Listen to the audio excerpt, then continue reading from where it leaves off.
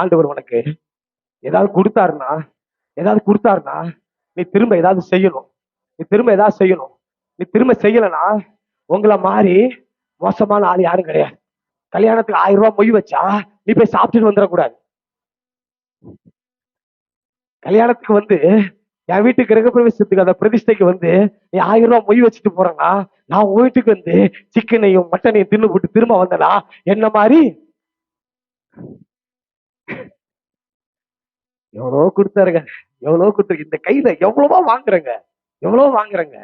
இப்ப நான் திரும்பி கொடுக்கறேனாங்க. உன் மனசை பார்த்து சொல்லுங்களேன். மனசை பார்த்து இல்ல பாஸ்டர் நான் செய்யறேன் பாஸ்டர்னா இன்னைக்கு இந்த பலிபீடத்துல நான் உன்னை பார்த்து சொல்றேன், பரலோகம் கண்டிப்பா ஒரு நாள் உன்னை கனம் பண்ணும். இப்படி இருக்க மாட்ட. நீயும் உன் பிள்ளைகளும் சீயோல அடையாளங்களா கண்டிப்பா கர்த்தர் அந்த தடைகளை உடைத்து கொண்டு போய் வைப்பாரு. உன் பிள்ளைகள் ஞானமா இருப்பாங்க. உள்ள பிள்ளைகள் உயர்ந்த இடத்துல இருப்பாங்க. மகிமையான இடத்துக்குள்ள இருப்பாங்க.